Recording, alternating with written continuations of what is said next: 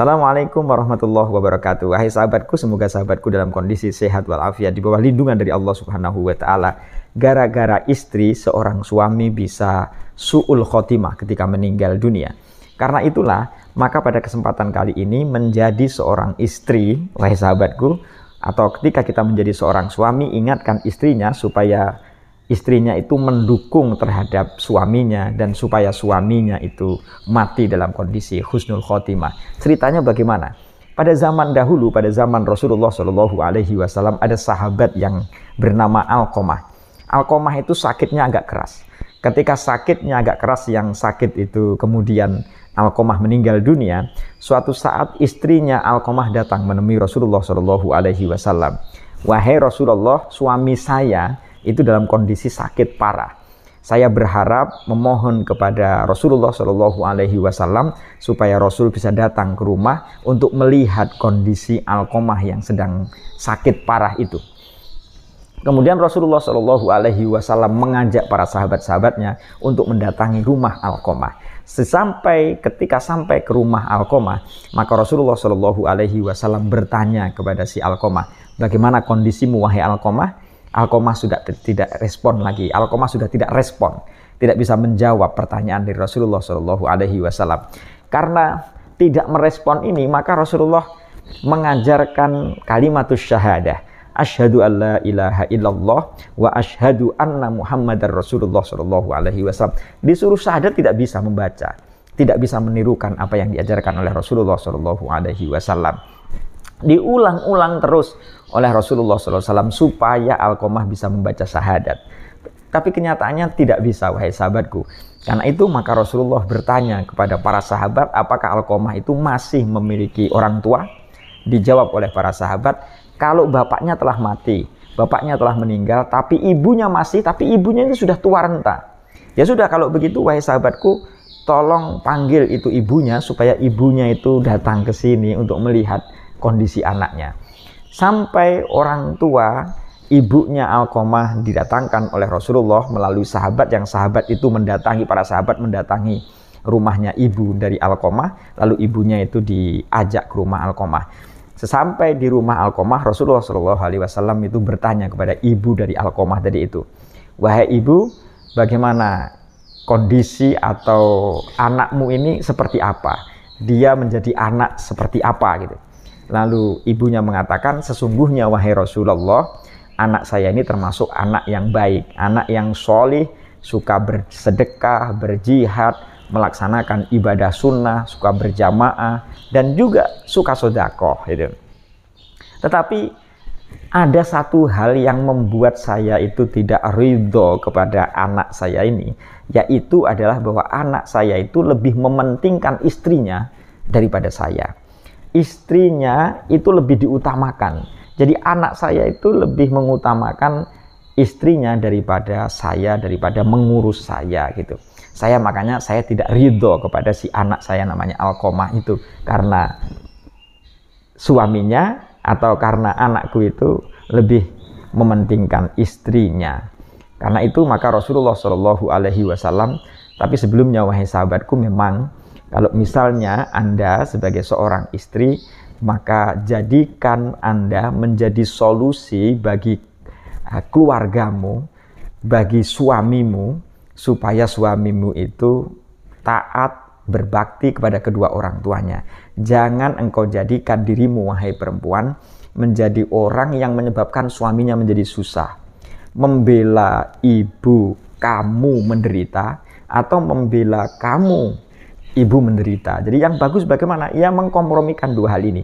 Jika tidak bisa, maka seorang istri kalau bisa dalam hal kebenaran, misalnya dalam untuk kebaikan, maka seorang istri mengalah untuk bersama-sama berbakti kepada kedua orang tuanya. Ajak suamimu untuk berbakti kepada kedua orang tuanya gitu. Bukan malah menjadi seorang istri yang membuat suamimu renggang terhadap ibunya dan juga terhadap orang tuanya atau bapaknya. Jadi solusinya di seorang istri. Maka seorang istri memiliki peran yang penting. Di samping kebijaksanaan sang suami ketika ada dua masalah yang berhadapan antara ibu dengan istri, seorang suami harus bijak gitu. Nah, Kemudian maka Rasulullah Shallallahu Alaihi Wasallam ketika mendengar bahwa ibunya itu mengatakan saya tidak ridho, maka Rasulullah SAW memerintahkan kepada para sahabat untuk mengumpulkan kayu bakar untuk membakar Alqamah. Tapi apa kata seorang ibu dari Alqamah? Bagaimanapun ibu tidak rela kalau misalnya anaknya dibakar, apalagi di hadapannya. Wahai Rasulullah Shallallahu Alaihi Wasallam, ya Rasulullah, demi Allah juga saya bersaksi di hadapan Allah dan juga di hadapanmu, saya telah memaafkan, saya telah ridho kepada anakku, semua kesalahannya telah saya maafkan. Mendengar apa yang dikatakan oleh Rasulullah Shallallahu Alaihi Wasallam, Rasulullah lalu mendatangi Alqamah dan Alqamah dituntun untuk mengucapkan 2 kalimat syahadat.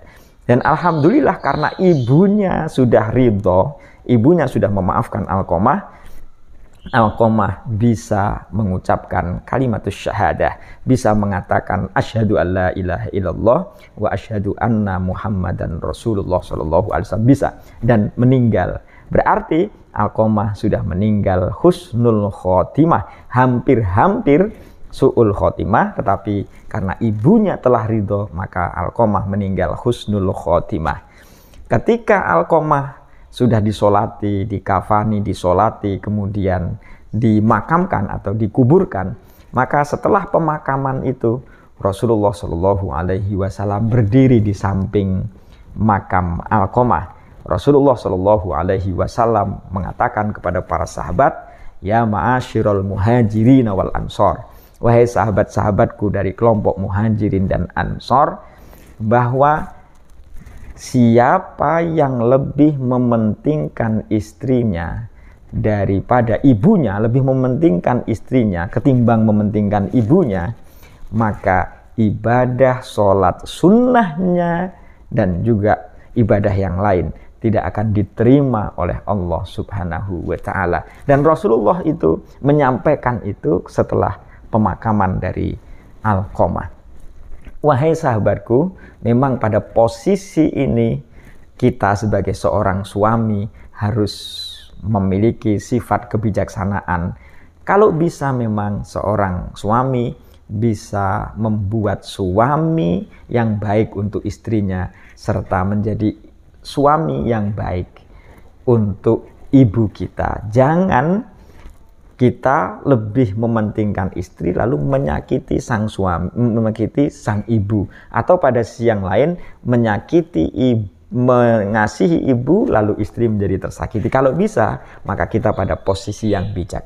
Ini memang agak susah, tetapi dengan cara latihan terus-menerus, insya Allah kita bisa melakukannya. Dan Anda sebagai seorang istri, maka jadilah istri yang baik. Jangan menjadi seorang istri yang memisahkan anak dari orang tuanya, memisahkan suamimu dari orang tuamu, apalagi orang tuamu membenci atau suamimu membenci orang tuanya gara-gara kamu marah kepada suamimu. Jadi istri yang sholihah adalah istri yang bersama-sama mengajak suaminya untuk berbakti kepada kedua orang tuanya, kepada orang tua dari sang suami. Dan seorang suami yang baik adalah seorang suami yang mengajak istrinya bisa berbakti kepada kedua orang tua dari sang istri dan juga berbakti kepada orang tua sang suami. Kalau misalnya dua orang tua ini sudah ridho kepada sebuah keluarga, maka rizkinya pasti lancar, hidupnya barokah, dan anak-anaknya pasti juga akan berbakti kepada dirinya. Assalamualaikum warahmatullahi wabarakatuh.